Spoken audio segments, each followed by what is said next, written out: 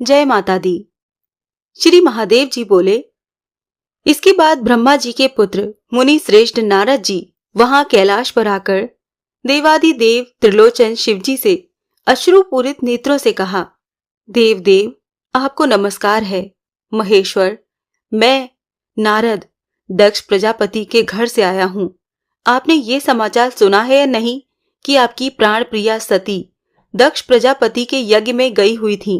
वहां आपकी निंदा सुनकर उन्होंने क्रोधित होकर अपना देह त्याग कर दिया।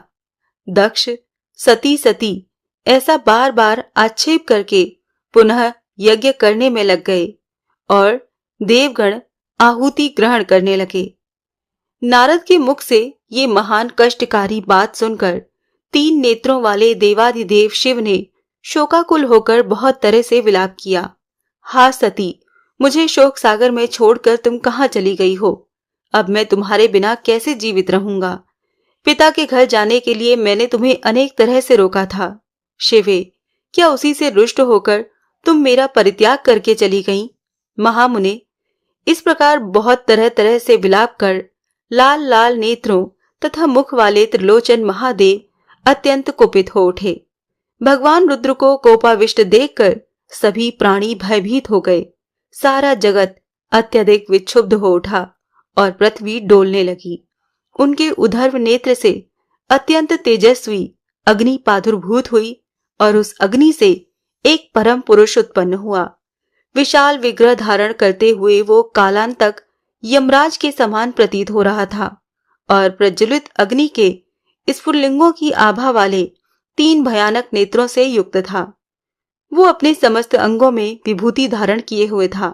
अपने ललाट पर उसने अर्ध चंद्रमा को मुकुट की भांति धारण कर रखा था और मध्याह्नकालीन करोड़ों सूर्यों की आभा तथा जटाजूट से उसका मस्तक सुशोभित हो रहा था। देवादिदेव महेश्वर महादेव को प्रणाम करके तथा 3 बार उनकी प्रदक्षिणा कर उसने दोनों हाथ जोड़कर उनसे कहा, पिताजी, मैं क्या करूं? यदि आप मुझे आज्ञा प्रदान करें तो अभी आधे क्षण में इस चराचर ब्रह्मांड को नष्ट कर डालूं। क्या इंद्र आदि श्रेष्ठ देवताओं को उनके बाल पकड़कर आपके सामने ला दूं? विभु, यदि आप कहें तो यमराज को भी मार डालूं। महेशान, ये मेरी प्रतिज्ञा है। मैं आपसे ये सच सच कह रहा हूं। जिसके शमन के लिए आप मुझसे इस समय कहेंगे, मैं उसका शमन कर दूंगा, चाहे वो सो श्रेष्ठ इंद्र ही क्यों न हो। यदि बैकुंठनाथ विष्णु भी उसकी सहायता करने लगेंगे तो मैं आपकी आज्ञा से उन्हें भी कुंठित अस्त्र वाला कर दूंगा। शिवजी बोले, तुम्हारा नाम वीरभद्र है और तुम प्रथम गणों के अधिपति हो। मेरी आज्ञा से दक्ष के नगर में जाकर तुम शीघ्र ही उनके यज्ञ को नष्ट कर डालो। वत्स, मेरा परित्याग करके जो देवतागण वहां गए हैं और उस दक्ष की सहायता कर रहे हैं, मेरी आज्ञा से तुम उनका भी निग्रह करो। मेरी निंदा करने में संलग्न दक्ष प्रजापति का भी मुख काट डालो। पुत्र, वहां शीघ्र जाओ, विलंब मत करो। वीरभद्र से ऐसा कहकर त्रिनेत्रधारी महादेव शिव ने लंबी सांसें छोड़ी। उनसे हजारों शिवगण उत्पन्न हो गए। वो सब के सब भयंकर कर्म करने वाले तथा युद्ध विद्या में पूर्ण पारंगत थे। वो अपने हाथों में गदा, खड्ग, मूसल, प्रास, त्रिशूल तथा पाषाण आदि अस्त्र लिए हुए थे। उन गणों से घिरे हुए महामती वीरभद्र परमेश्वर शिव को प्रणाम कर तथा 3 बार उनकी प्रदक्षिणा करके वहां से चल पड़े। तत्पश्चात वो सभी प्रथम गण सिंहनाद करते हुए क्षण भर में ही दक्षपुरी पहुंच गए, जहां उसका यज्ञ चल रहा था। इसके बाद क्रोधयुक्त वीरभद्र ने कोपाविष्ट प्रथम गणों से कहा, शीघ्र ही यज्ञ का नाश कर दो और देवताओं को भगा दो। उसके बाद उन प्रथम गणों ने उस महायज्ञ का विध्वंस कर डाला। कुछ गणों ने यज्ञ के खंभे उखाड़कर उन्होंने 10 दिशाओं में फेंक दिए। किसी ने यज्ञ कुंड की अग्नि बुझा दी तथा अन्य गण हव्य खाने लगे और क्रोध से लाल लाल आंखों वाले कुछ गण देवताओं को खदेड़ने लगे। इस प्रकार उन भयानक रूप वाले प्रथम गणों के द्वारा ध्वस्त किए गए यज्ञ को देखकर विष्णु ने वहां आकर प्रथम गणों से ये वचन कहा, तुम लोगों ने यज्ञ को क्यों नष्ट किया और देवताओं को क्यों भगा दिया? तुम लोग कौन हो? इन सभी बातों को बताओ, देर मत करो। प्रमुखों ने कहा, प्रभु, हम लोग देवाधिदेव शिव के द्वारा भेजे गए प्रथम गण हैं। हम शिव को अपमानित करने वाले इस महायज्ञ को नष्ट कर रहे हैं। इसी बीच प्रतापशाली वीरभद्र ने क्रोध में आकर प्रथम गणों से कहा, शिव के प्रति द्वेष भाव रखने वाला वो दुराचारी दक्ष कहाँ है? और हवि ग्रहण करने वाले वो देवगण कहाँ हैं? इन सभी को पकड़कर मेरे सामने ले आओ। इस प्रकार आदेश पाकर प्रथम गण क्रोधित होकर 10 दिशाओं में दौड़ पड़े। वो क्रोधाभिभूत होकर सभी देवताओं को पकड़ पकड़ कर रौंदने लगे।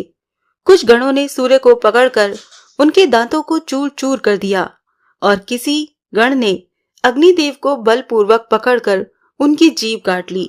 किसी ने भय के मारे भागते हुए मृग रूपधारी यज्ञ पुरुष का सिर काट लिया और किसी ने देवी सरस्वती की नाक काट ली।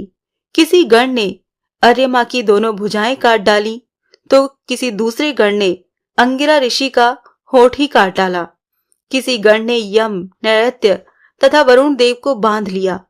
ब्राह्मणों को देखकर उन्हें विनय पूर्वक प्रणाम करके प्रथम गणों ने कहा, विप्रगण, आप लोग भय का त्याग कर दीजिए और यहाँ से चले जाइए। उसे सुनते ही सभी ब्राह्मण यज्ञ में प्राप्त वस्त्र, अलंकार आदि लेकर अपने अपने घर चले गए। परम बुद्धिमान इंद्र ने मोर का रूप धारण कर लिया और उड़कर पर्वत पर जा करके वो छिपकर ये सब कौतुक देखने लगे। इस प्रकार प्रथम गणों के द्वारा भगा दिए गए श्रेष्ठ देवताओं को देखकर नारायण विष्णु मौन होकर मन ही मन सोचने लगे, ये मूर्ख बुद्धि दक्ष शिव से विद्वेष करते हुए यज्ञ कर रहा है। तब यदि उसे वैसा फल नहीं मिलता तो वेद वचन ही निरर्थक हो जाता। शिव के प्रति दक्ष का विद्वेष होने से निसंदेह मेरे प्रति भी उसका द्वेष भाव ही हुआ, क्योंकि मैं ही शिव हूँ और शिव ही विष्णु है। इस प्रकार हम दोनों में कोई भेद नहीं है। मैं दक्ष के द्वारा इस विष्णु रूप से विशेष रूप से प्रार्थित हुआ और महादेव के रूप में निंदित भी मैं ही हुआ हूँ। इसका भी 2 प्रकार का भाव है। ये कर्म तथा मन से 2 तरह का भाव रखता है।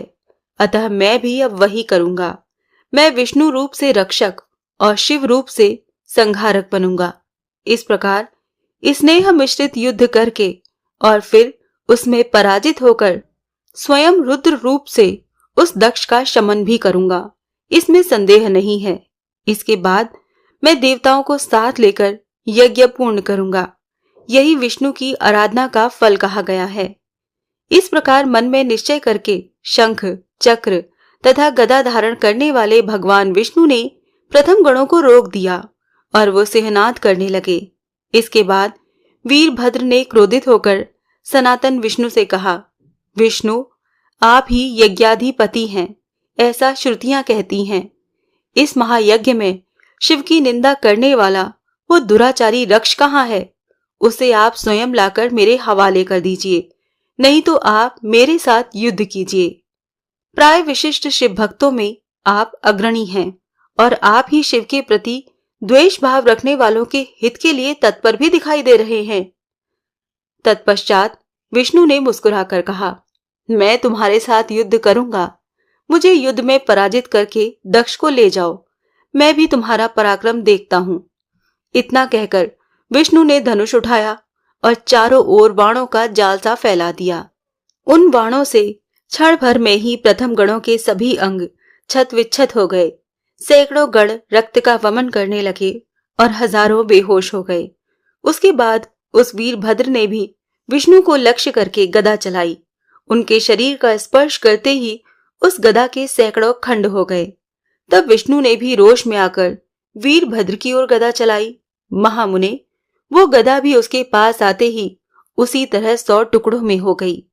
तदंतर क्रोध से दीप्त नेत्रों वाले अनंत आत्मा विष्णु ने क्षण भर में ही लौहमयी एक दूसरी गदा उठा ली। तत्पश्चात खटवांग लेकर वीरभद्र ने उस गदाधर विष्णु के बाहुदंड पर प्रहार करके उनकी गदा भूमि पर गिरा दी। इससे अत्यंत कुपित विष्णु ने अपने तेज से प्रज्वलित महाभयंकर सुदर्शन चक्र को उस वीरभद्र के ऊपर चला दिया। मुने, उसे देखकर वीरभद्र ने भी मन में भगवान शिव का स्मरण किया। उससे वीरभद्र के कंठ तक पहुंचा हुआ वो चक्र माला की भांति सुशोभित होने लगा। तत्पश्चात युद्ध में भगवान विष्णु ने क्रुद्ध होकर सैकड़ों सूर्यों की कांति वाला खड्ग ले लिया और वो वीरभद्र को मारने के लिए दौड़े। तब विशाल भुजाओं वाले प्रतापी वीरभद्र ने उसी क्षण अपने हुंकार मात्र से खड्ग तथा उन विष्णु दोनों को स्तंभित कर दिया। उसके बाद क्रोधनमत वो वीरभद्र स्तंभित हुए उन विष्णु को मारने के लिए शूल तथा मुद्गर उठाकर उनकी ओर झपटा। उसी बीच ये आकाशवाणी हुई, वीरभद्र रुक जाओ। युद्ध में इस तरह से क्रोध को प्राप्त होकर क्या तुम अपने को भूल गए हो? जो विष्णु हैं वो ही महादेव हैं और जो शिव हैं वो ही स्वयं विष्णु हैं। इन दोनों में कभी कहीं कोई भी अंतर नहीं है। ये सुनकर महामती वीरभद्र ने शिव स्वरूप विष्णु को नमस्कार कर दक्ष के केश पकड़कर ये वचन कहा, प्रजापते, तुमने जिस मुख से परम पुरुष देवेश्वर शिव की निंदा की है, अब मैं उसी मुख पर प्रहार करता हूँ। ऐसा कहकर क्रोध से अत्यंत लाल नेत्रों वाले वीरभद्र ने दक्ष के मुख पर बार बार प्रहार करके अपने नख के अग्रभाग से उसे काट डाला। साथ ही जो लोग महादेव जी की निंदा सुनकर हर्षित हुए थे, प्रथमाधिपति वीरभद्र ने उनकी भी जीभ तथा कान काट डाले। इस प्रकार यज्ञ के विनष्ट हो जाने पर ब्रह्मा जी कैलाश पर्वत पर गए और भगवान शिव को प्रणाम करके यज्ञ विधान के लोप की बात कहने लगे। ब्रह्मा जी ने महादेव जी से कहा, आप ऐसा क्यों कर रहे हैं? जगन माता ब्रह्म स्वरूपिणी सती तो सनातन है, उनका देह ग्रहण और जन्म लेना तो भ्रांतिपूर्ण और विडंबना मात्र है। वो तो जगत व्यापिनी महामाया है। उन्होंने ही दक्ष को मोहित करने के लिए यज्ञ कुंड के पास छाया सती को स्थापित कर दिया था। दक्ष प्रजापति को मोहित करने के उद्देश्य से वही छाया यज्ञ अग्नि में प्रवेश कर गई और परा प्रकृति भगवती स्वयं आकाश में विराजमान हो गई। क्या उस रहस्य को आप नहीं जानते हैं? फिर ऐसा क्यों कर रहे हैं? देव देवेश, आइए और अपने शरणागतों पर कृपा कीजिए। आप तो विधि का संरक्षण करने वाले हैं, अतः विधि का लोप मत कीजिए। हम लोगों के साथ वहां यज्ञ संपन्न करने के पश्चात परमेशानी सती की विधिवत प्रार्थना करके आप उन्हें पुनः अवश्य ही देखेंगे। महादेव, अब आप दक्ष प्रजापति के घर चलिए।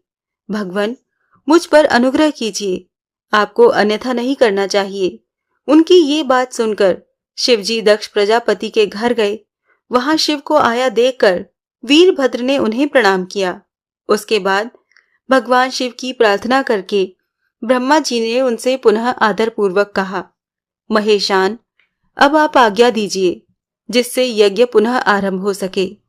तब शिवजी ने उत्सुक वीरभद्र को आज्ञा दी, वीरभद्र, क्रोध छोड़ो और यज्ञ की सारी व्यवस्था फिर से कर दो। महादेव से आज्ञा प्राप्त करके वीरभद्र ने उसी क्षण पूर्व की भांति यज्ञ को व्यवस्थित कर दिया और सभी देवताओं को बंधन मुक्त कर दिया। उसके बाद ब्रह्मा जी ने देवादिदेव त्रिलोचन शिव से फिर कहा, परमेश्वर, अब दक्ष को जीवित करने के लिए आज्ञा प्रदान कीजिए। उन ब्रह्मा जी की बात सुनते ही भगवान शंकर ने कहा, वीरभद्र, महाबाहु दक्ष को अब अवश्य ही जीवित कर दो। देवाधिदेव शंकर का वचन सुनकर बुद्धिमान उस वीरभद्र ने एक बकरे का सिर जोड़कर दक्ष प्रजापति को जीवित कर दिया।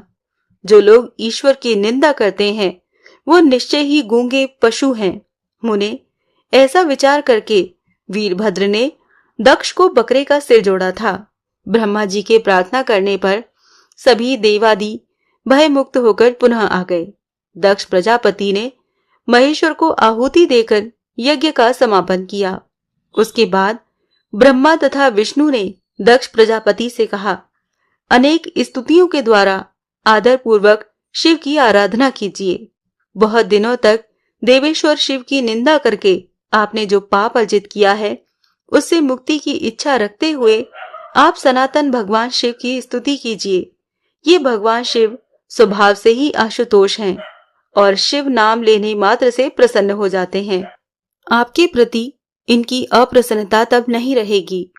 उन दोनों की ये बात सुनकर दक्ष ने शाश्वत परमेश्वर महादेव को प्रणाम किया और उनका स्तवन करना आरंभ किया। दक्ष बोले, आपको तत्वतः न तो विष्णु, न ब्रह्मा और न मुख्य योगी गण ही जान पाते हैं, अतः दुर्बुद्धि मैं आपके उस दुर्गम स्वरूप को जानने में कैसे समर्थ होता। आप ही सबके बुद्धि तत्व हैं, आपकी इच्छा के अधीन ही ये सभी लोग हैं। तब आपकी इच्छा के वशीभूत मेरे द्वारा आपकी निंदा करने से मेरा कैसा अपराध हुआ। आप शुद्ध, परम, परात्पर तत्व हैं तथा ब्रह्मा आदि देवताओं के द्वारा पूजित हैं। मैं आपके महान चरित्र तथा स्वरूप का वर्णन कैसे करूं। मैं आपकी शरण में आया हुआ दास हूं। आपका चरण युगल छोड़कर मेरे लिए दूसरा अवलंब ही क्या है। शंभो, आप मेरे उस अपराध को क्षमा कीजिए और अपने कृपा गुणों से पाप रूपी सागर से मेरा उद्धार कीजिए। पशुपते, आप भगवान परमेश्वर हैं। इस जगत में जो भी निर्बल तथा महान लोग हैं वो सब आपके ही रूप हैं, क्योंकि आप विश्व रूप हैं। उस आप परमेश्वर के विद्यमान रहते मेरे द्वारा की गई निंदा से उत्पन्न पाप भला कैसे रह सकता है। विश्वेश्वर, कृपा पूर्वक मुझ शरणागत तथा दीन की रक्षा कीजिए। आपके चरण कमल के पराग को अपने सिर पर धारण करके ही ब्रह्मा तथा विष्णु समस्त देवताओं के द्वारा वंदित चरण वाले हो गए हैं। इस सभा में आए हुए आप सुरेश्वर को जो मैं अपने नेत्र से देख पा रहा हूँ, वो तो मेरे पूर्वजों का अतुलनीय भाग्य है। इस जगत में सभी देहधारियों में कुबुद्धि तथा सुबुद्धि के रूप में आप ही हैं। आप ही सबकी निंदा तथा वंदन के पात्र हैं, अतः मेरा कोई अपराध नहीं है। दक्ष के इस प्रकार प्रार्थना करने पर आशुतोष दया सिंधु भगवान शिव ने अपने दोनों हाथों से उन्हें खींचकर उठा लिया। शिव के अंग के स्पर्श मात्र से ही दक्ष प्रजापति कृतकृत्य हो गए और अपने को जीवन मुक्त के समान तथा महान भाग्यशाली समझने लगे। मन, वाणी तथा शरीर से परम भक्ति से संपन्न होकर दक्ष प्रजापति ने अनेक विध उपहारों के द्वारा शंकर का बहुत सत्कार किया। उसके बाद ब्रह्मा जी ने महादेव जी से पुनः भक्ति पूर्वक कहा, परमेश्वर, एकमात्र आप भगवान सदाशिव ही भक्तों पर अनुकंपा करने वाले हैं, क्योंकि आपने अनुग्रह पूर्वक मेरी प्रार्थना सुनकर दक्ष प्रजापति की रक्षा की। आपको छोड़कर यदि देवतागण कहीं भी यज्ञ में जाएंगे तो वो उसी क्षण निश्चय ही पूर्वोक्त दशा को प्राप्त होंगे। जो नराधम यज्ञ में आपके बिना अन्य देवताओं का यजन करेंगे, उनका यज्ञ कार्य नष्ट हो जाएगा और वो महापाप के भागी होंगे।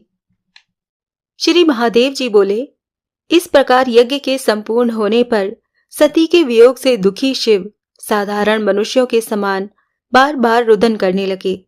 तब ब्रह्मा और विष्णु ने उन भगवान शिव से कहा, महाज्ञानी, आप अज्ञानी के समान मोहग्रस्त होकर क्यों रुदन कर रहे हैं।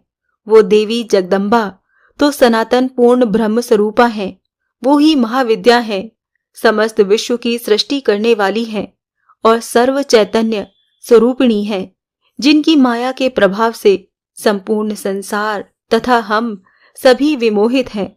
उनके द्वारा शरीर छोड़ने की बात तो भ्रांतिपूर्ण विडंबना ही है। प्रभो, महेश्वर, जिनकी कृपा से आप मृत्युंजय हैं, उनकी मृत्यु तो वास्तविक नहीं है, ये भ्रम मात्र ही है। हम तीनों पुरुष ब्रह्मा, विष्णु, महेश भी उन्हीं के स्वरूप हैं। इस बात से अर्थात भगवती को मृत मानकर प्राकृत पुरुष की भांति विलाप करने से आप ही की निंदा ध्वनित होती है, उनकी नहीं। परमेश्वर, उन भगवती की निंदा घोर पाप को उत्पन्न करने वाली है। जिसके द्वारा इस प्रकार का पाप होता है, उसका वो निश्चय ही त्याग कर देती हैं। वो महादेवी धर्मशील पुरुष का कभी त्याग नहीं करती। अधर्मी का त्याग करने में वो पिता आदि संबंधों का भी विचार नहीं करती। उनका संबंध तो मात्र धर्म से ही रहता है, न कि लौकिक कारणों से। जो धर्माचरण करता है वही उनका पिता, माता और बांधव है। जो अधर्म करने वाला है वो उनका बांधव नहीं, परम शत्रु है। इसी कारण भगवान शिव की निंदा रूपी पाप में रत देखकर दक्ष प्रजापति का उन महेश्वरी ने त्याग कर दिया। यदि वो पराम्बा दक्ष की पुत्री के भाव में स्थित होती तो दुर्दांत दक्ष प्रजापति का दमन कैसे होता। इसीलिए धर्म कर्म के फल को प्रदान करने वाली वो महादेवी उस महापापी का त्याग करके स्वयं अपने धाम में चली आईं। क्या वो क्षण मात्र में ही प्रजापति का संहार करने में असमर्थ थी? फिर भी उन्होंने इसकी जो उपेक्षा की वो लोक शिक्षण के लिए था। धर्म का उपदेश करने वाली वो भगवती यदि ऐसा आचरण नहीं करती तो लोग पिता के प्रति सहिष्णु कैसे हो पाते। इसीलिए वो नित्या परमा शक्ति प्रजापति दक्ष को अपनी माया से मोहित करते हुए और स्वयं अपनी महाशक्ति से अंतर्ध्यान होकर गगन मंडल में स्थित हो गई। महादेव, आप शोक का त्याग करें, क्योंकि अग्नि में तो सती की छाया ने ही प्रवेश किया है। शिवजी बोले, आप लोगों ने जो कुछ कहा वो सत्य ही है। सती मेरी परा प्रकृति है। वो नित्या, ब्रह्ममयी और सूक्ष्म रूपा है। उन्होंने स्वयं अपनी देह का त्याग नहीं किया है, किंतु वो मेरे प्राणों की एकमात्र प्रियतमा सती कहाँ चली गईं? इस भावना से मुझे व्याकुलता होती है। पुनः जब मैं शांतचित्त होता हूँ तो उन्हें परमेश्वरी के रूप में देखता हूँ। ब्रह्मा, विष्णु और रुद्र बोले, उन सर्वलोक की एकमात्र वंदिता जगत जननी की हम लोग स्तुति करते हैं, तभी प्रसन्न होकर वो पुनः दर्शन देंगी। श्री महादेव जी बोले, नारद, भगवान शिव के साथ वो देवगण ऐसा निश्चय करके साक्षात ब्रह्म स्वरूपिणी महादेवी की स्तुति करने लगे। ब्रह्मा, विष्णु और शिव बोले, आप नित्या, परम विद्या, जगत में चैतन्य रूप से व्याप्त और पूर्ण ब्रह्म स्वरूपा देवी हैं। आप स्वेच्छा से शरीर धारण करती हैं। आपका वो परम रूप वेद और आगमन से सुनिश्चित अद्वैत ब्रह्म ही है। अपरोक्षानुभूति से जानने योग्य तथा परम गोपनीय आपको हम नमस्कार करते हैं। आप सृष्टि के निमित्त प्रकृति और पुरुष के रूप में स्वयं ही शरीर धारण करती हैं। इसीलिए वेदों के द्वारा आपको कल्पित द्वैत रूपा कहा गया है। उस सृष्टि प्रक्रिया में भी आपके बिना पुरुष अपूर्ण और शव के समान ही है। अतः सभी देवताओं में आपकी प्रधानता कही जाती है। शिवे, इस प्रकार की अचिंत्य रूप और लीला वाली आपकी स्तुति करने में हम अल्प बुद्धि वाले कैसे सक्षम हो सकते हैं? आप स्वयं स्वेच्छा से हमारी सृष्टि और संहार करती हैं।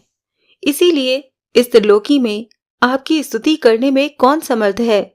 सभी ज्ञानी जन भी सामान्य पुरुषों की भांति आपकी माया से मोहित हैं, तो हम आप परमेश्वरी की वंदना करने में कैसे समर्थ हो सकते हैं? आप ही हमारी चेतना, बुद्धि और शक्ति हैं। आपके बिना हम सभी शव की तरह हैं, अतः हम आपकी स्तुति कैसे करें? आप त्रिगुणात्मक बंधन से बांधकर अपनी माया से अज्ञानियों की भांति हमें भी भ्रांत कर रही हैं।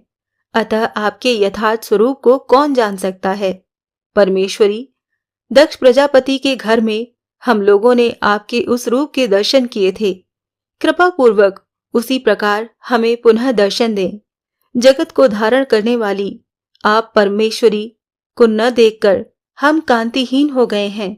इस कारण शव के समान हम आपको अपनी आत्मा तथा प्राण के रूप में देखते हैं। श्री महादेव जी बोले, इस प्रकार स्तुति करने पर महादेवी ने देवताओं के विषाद और शिव की विकलता देखकर आकाश में उन्हें दर्शन दिया। भगवती काली जिस रूप में दक्ष के यज्ञ में आई थीं और अपनी माया के द्वारा उनकी छाया जिस प्रकार अग्नि में प्रविष्ट हुई थी, उस मूल प्रकृति को उन्होंने निर्निमेष दृष्टि से देखा। उन महादेवी ने शिव से कहा, महादेव, आप स्थिर चित्त हो। मैं स्वयं हिमालय की पुत्री बनकर तथा मेना के गर्भ से जन्म लेकर पुनः आपको प्राप्त करूंगी। ये मैं आपसे सत्य कहती हूँ। महेश्वर, मैंने आपका परित्याग कभी नहीं किया। आप ही मुझ महाकाली के हृदय स्थान हैं और परम आश्रय हैं। इसी से आप जगत संहारक महाकाल कहे जाते हैं। आपने प्रभुता के अभिमान से मुझे जो कुछ कहा था, उसी अपराध के कारण मैं आपकी साक्षात पत्नी के रूप में कुछ समय तक नहीं रह सकूंगी। शिव, आप शांत चित्त हो जाएं। शंभु, मैं एक उपाय बताती हूँ, उसे ही आप संपन्न करें, तब निश्चय ही आप मुझे पहले से भी अधिक सुंदर स्वरूप में पुनः प्राप्त करेंगे। महेश्वर, शिव, दक्ष की यज्ञ अग्नि में जिस छाया शरीर ने प्रवेश किया था, उसे सिर पर लेकर मेरी प्रार्थना करके आप इस पृथ्वी पर भ्रमण करें। वो मेरा छाया शरीर अनेक खंडों में होकर इस पृथ्वी पर गिरेगा और उस स्थान पर पापों का नाश करने वाला महान शक्तिपीठ उदित होगा। जहां योनि भाग गिरेगा, वो सर्वोत्तम शक्तिपीठ होगा। वहां रहकर तपस्या करके आप मुझे पुनः प्राप्त करेंगे। मुनि श्रेष्ठ, ऐसा कहकर और महादेव को बार बार आश्वासन देकर वो देवी अचानक उसी क्षण अंतर ध्यान हो गईं। मुने, ब्रह्मा आदि श्रेष्ठ देवगण अपने अपने लोगों को चले गए और शिव जी पुनः दक्ष के घर में आकर प्रिय, सती, सती ऐसा कहते हुए सामान्य जन के समान रुदन करने लगे। यज्ञशाला में प्रवेश करके उन्होंने सती के छाया शरीर को दैदीप्यमान देखा। वो शरीर भूमि पर स्थित था, नेत्र मुंदे हुए थे और सभी अंगों से परिपूर्ण था। सती के उस छाया को सहज भाव में सोई हुई सी देखकर शोक से व्याकुल हृदय होकर शिवजी ने इस प्रकार कहा, सती, मैं तुम्हारा पति शिव तुम्हारे पास आया हूं। तुम उठो, पहले की भांति मुझसे वार्तालाप क्यों नहीं कर रही हो? अपराधी मुझे एवं दक्ष को शोक के महासमुद्र में गिराकर अपनी माया से हमें मोहित करती हुई तुम स्वयं अंतर्ध्यान हो गई हो। अब मैं अपनी एकमात्र तुझ प्राण प्रिया का त्याग कभी नहीं करूंगा। प्रसन्नता पूर्वक तुम्हें लेकर मैं कितने दिन घूमता रहूंगा। मुने, इस प्रकार साधारण मनुष्यों की भांति बहुधा विलाप करते हुए शिवजी ने अपनी भुजाओं से सती के छाया शरीर का आलिंगन करते हुए उसे सिर पर उठा लिया। शंकर जी सती के उस छाया शरीर को सिर पर रखकर अत्यंत प्रसन्नता पूर्वक धरती पर नाचने लगे। ब्रह्मा आदि सुश्रेष्ठ तथा इंद्र के नेतृत्व में अन्य देवगण इस अपूर्व दृश्य को देखने अपने अपने रथों में बैठकर आकाश में आ गए। दसों दिशाओं में सम्यक पुष्प वृष्टि होने लगी। तदंतर सुशोभित जटाओं वाले प्रथम गण मुखवाद्य बजाने लगे और नाचने लगे। चारों ओर नाचते हुए शिवजी सती के छाया शरीर को कभी सिर पर, कभी दाएं हाथ में, कभी बाएं हाथ में, तो कभी कंधे पर और कभी प्रेम पूर्वक वक्ष स्थल पर धारण कर अपने चरण प्रहार से पृथ्वी को कंपित करते हुए नृत्य करने लगे। चंद्रलोक में स्थित चंद्रमा उनके ललाट पर तिलक के समान सुशोभित होने लगा। नक्षत्र मंडल दैदीप्यमान जटाओं में गुथ गया और सूर्यलोक में स्थित भगवान भास्कर उनके कंठाभरण बन गए। महामुने, कच्छप और शेषनाग उनके चरणाघातों से पीड़ित होकर धरती छोड़ने को उद्यत हो गए। अत्यंत वेग पूर्वक नृत्य करने से प्रचंड वायु बहने लगी, जिसके कारण सुमेरु आदि बड़े बड़े पर्वत वृक्षों के समान कांपने लगे। इस प्रकार चराचर जगत को क्षुब्ध करते हुए और सती के छाया शरीर को सिर पर धारण किए हुए नटराज शिव संपूर्ण पृथ्वी पर घूमते रहे और वो प्रसन्नता पूर्वक मन में ऐसा सोचने लगे, सती, तुम मेरी पत्नी हो, इसीलिए मैं लोकलाज छोड़कर तुम्हारी छाया को सिर पर ढो रहा हूं। ये मेरा अहोभाग्य है। इस प्रकार अपने भाग्य की सराहना करते हुए शिवजी आनंद मग्न होकर पुनः पुनः नृत्य करने लगे। इससे सारा संसार अत्यंत क्षुब्ध हो गया। पक्षीगण मृतक के समान हो गए और लोग अकाल प्रलय की कल्पना करने लगे।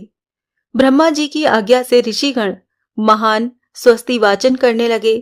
देवताओं को चिंता हुई कि ये कैसी विपत्ति आ गई। वो सोचने लगे कि अब संसार की रक्षा का कोई उपाय नहीं दिखता। इस दक्ष ने शिवजी से द्वेष करने के कारण ऐसा को यज्ञ प्रारंभ किया जिससे इस संसार सहित हम सब का नाश हो जाएगा। विगूढ़ित नेत्र वाले सर्व समर्थ शिवजी तो आनंद से मतवाले होकर सृष्टि पर आई इस विपत्ति का विचार नहीं कर रहे हैं। वो जगत संहारक रुद्र कैसे शांत होंगे? तब भगवान विष्णु बोले, देवगणों, मैं उपाय बताता हूं, आप लोग उसका प्रयत्न करें। महादेवी ने पहले ऐसा कहा था कि सती का छाया शरीर भूतल पर अनेक खंडों में निश्चय ही गिरेगा और जहां जहां इस देह के खंड गिरेंगे उन उन स्थानों पर शक्ति पीठ रूप पुण्य तीर्थ का उदय होगा। उन देवी ने जो कुछ भी कहा है वो कभी असत्य नहीं होगा। सती का छाया शरीर भूतल पर अवश्य गिरेगा। अतः सृष्टि की रक्षा के लिए मैं महान साहस करके परमानंद मग्न शिव के सिर पर स्थित सती के छाया शरीर को समर्थ सदाशिव के अनजाने में सुदर्शन चक्र से टुकड़े टुकड़े कर गिराऊंगा। मेरे द्वारा ऐसा करने पर शिवजी के कोप से निश्चय ही वो ब्रह्ममयी जगत पालन कारिणी महादेवी मेरी रक्षा करेंगी।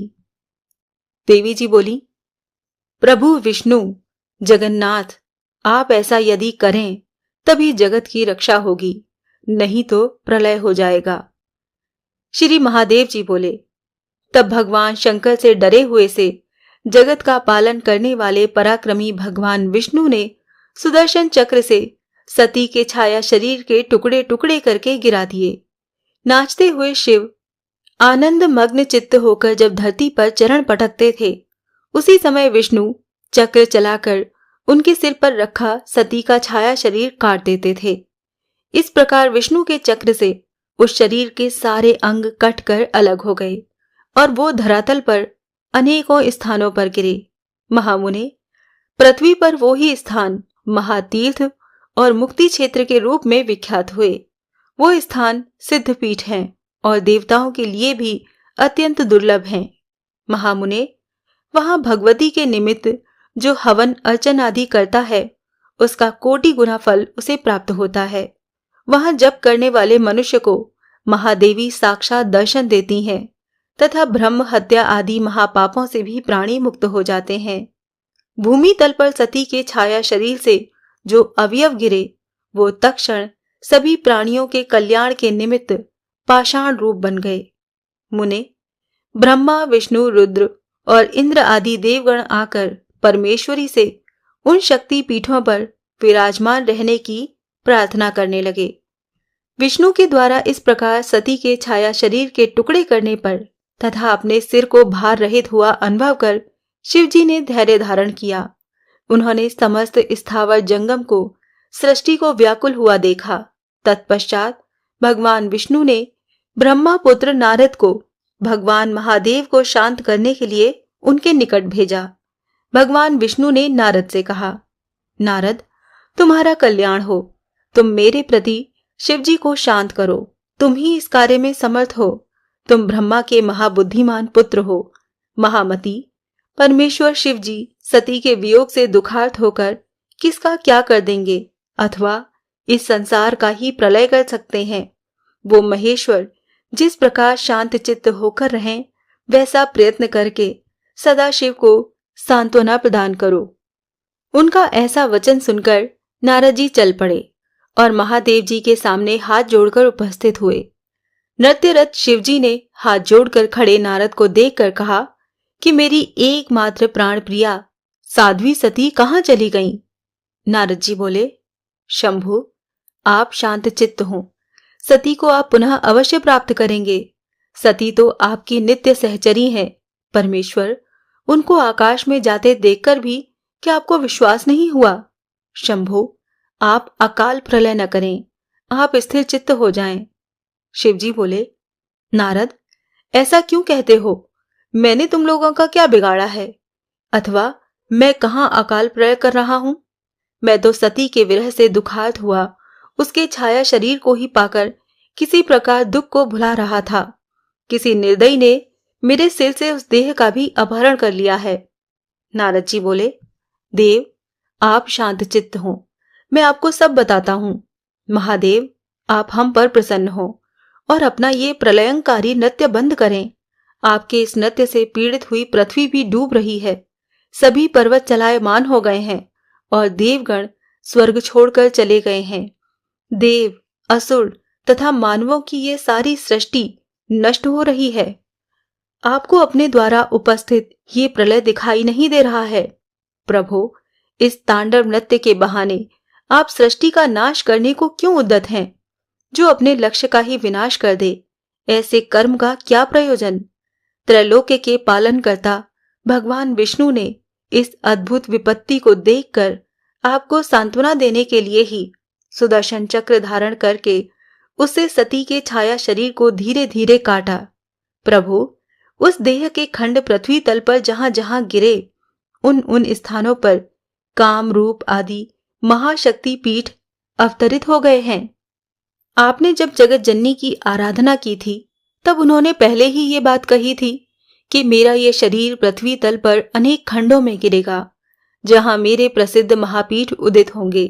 इसीलिए भगवान विष्णु ने ऐसा किया। सदाशिव, आप शांत हों। श्री महादेव जी बोले।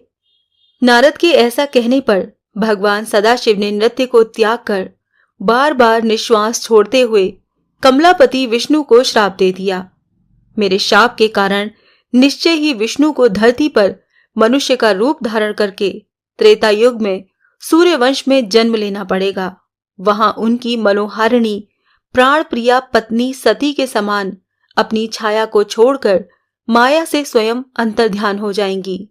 तब माया से मोहित हुए वो आनंद मग्न होकर दूर चले जाएंगे। जिस तरह क्रूर राक्षस की भांति विष्णु ने मुझे छाया पत्नी का वियोगी बना दिया है, वैसे ही राक्षस राज कठोरता पूर्वक विष्णु की छाया पत्नी का हरण करके उन्हें वियोगी बनाएगा। महामुने, ये मेरा सत्य वचन है। विष्णु मेरी ही भांति अवश्य ही शोक से व्याकुल चित्त होंगे। महादेव जी बोले। इस प्रकार विष्णु को श्राप देकर शिव जी स्वस्थ चित्त हो गए और अपने तीनों नेत्रों को फैलाकर उन्होंने त्रिलोकी को देखा। कामरूप देश में सती के छाया शरीर का योनि भाग गिरा देखकर शिव जी काम से व्याकुल एवं उत्कंठित हो गए और उन्हें रोमांच हो आया। काम भाव से शिव जी के द्वारा देखे जाने पर शरीर का योनि भाग पृथ्वी तल को छेदता हुआ पाताल की ओर चल पड़ा।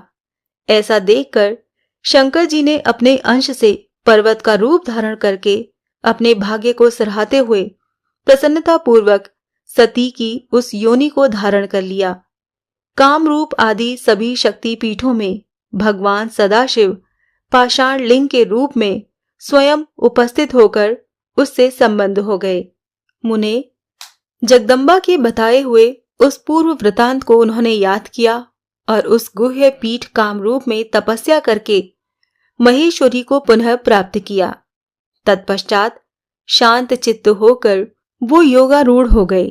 नारद मुनि भी आकाश मार्ग से अपने लोक को चले गए। श्री महादेव जी बोले। तब नारद जी ने विष्णु भगवान के पास जाकर घटित घटनाओं और देवाधिदेव के सारे व्यवहार का यथावत वर्णन किया। शिवजी के व्याकुल चित्त होकर शापित करने की बात सुनकर ब्रह्मा सहित भगवान विष्णु कामरूप प्रदेश में गए। वो वहां शोक से व्याकुल चित्त हुए भगवान महेश को, जिनका सारा शरीर आंसुओं से भीग सा गया था, देखने और सांत्वना देने गए थे। उन दोनों को आया देखकर भगवान शिव अपनी पत्नी सती को अनेक प्रकार से याद करते हुए सामान्य जन की तरह मुक्त कंठ से रुदन करने लगे। ब्रह्मा और विष्णु बोले, देव देवेश शंकर, आप इस प्रकार व्यर्थ ही क्यों रो रहे हैं? आप जानते हैं कि सती विद्यमान है, अतः सारी बात जानने वाले आपका मूढ़वत शोक करना उचित नहीं है। शिवजी बोले, आप लोग ठीक कहते हैं। मैं जानता हूं कि सती प्रकृति रूपा है।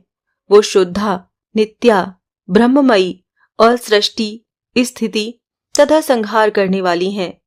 दक्ष यज्ञ के नष्ट होने के बाद मैंने उन्हें अपनी आंखों से उसी रूप में देखा भी है, लेकिन पहले की तरह पत्नी भाव से अपने घर में उन महेश्वरी को न पाकर इस समय मेरा मन अत्यंत व्याकुल हो रहा है।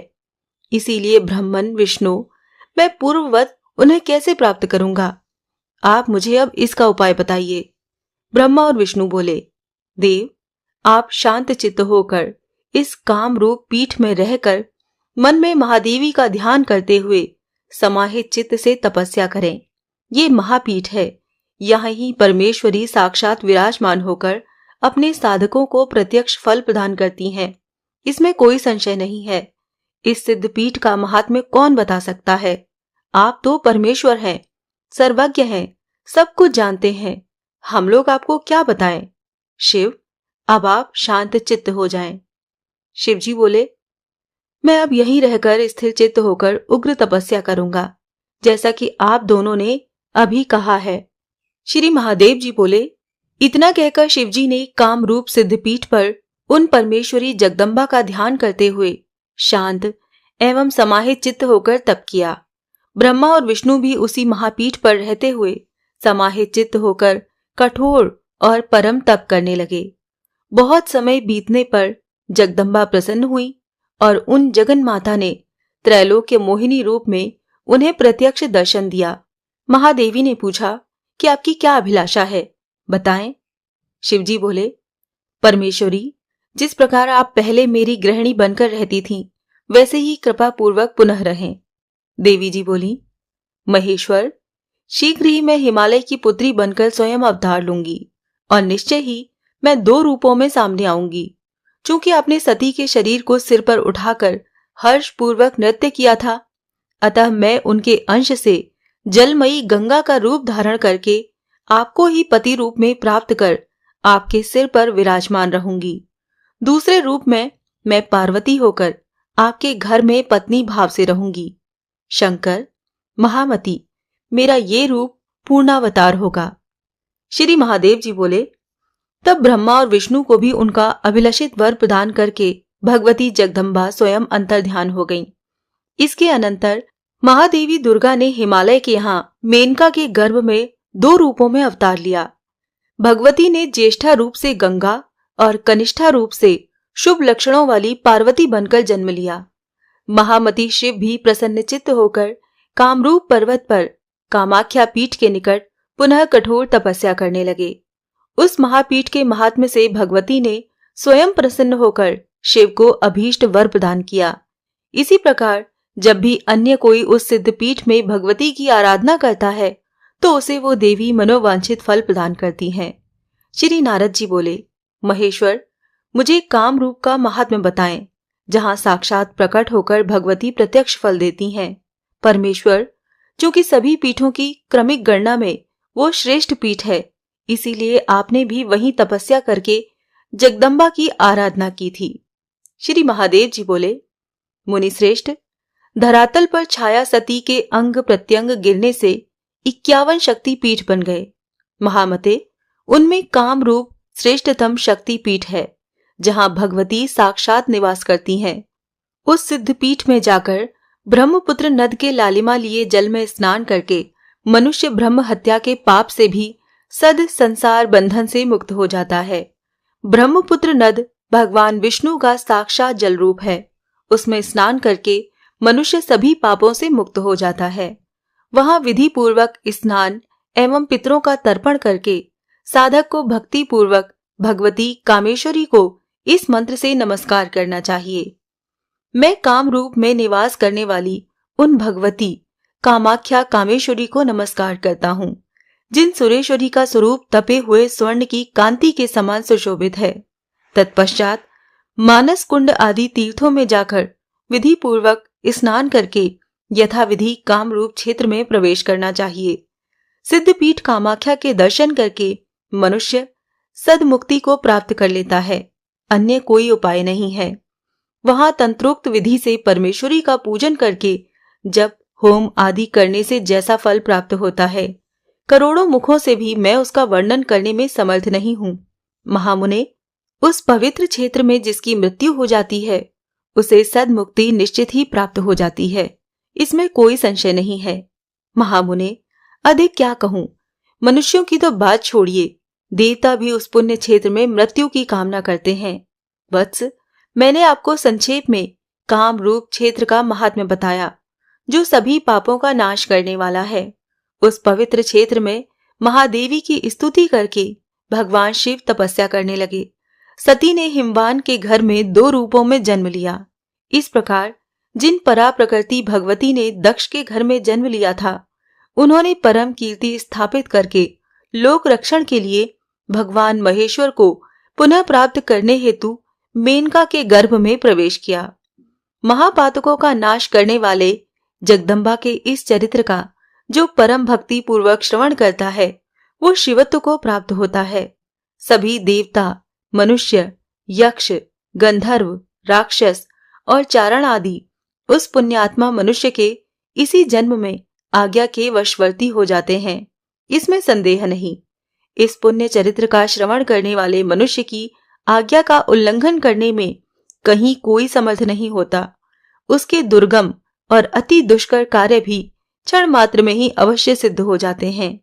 इस पुण्य चरित्र के श्रवण से जन्म जन्मार्जित पाप नष्ट हो जाते हैं, शत्रुओं का नाश होता है और वंश की वृद्धि होती है।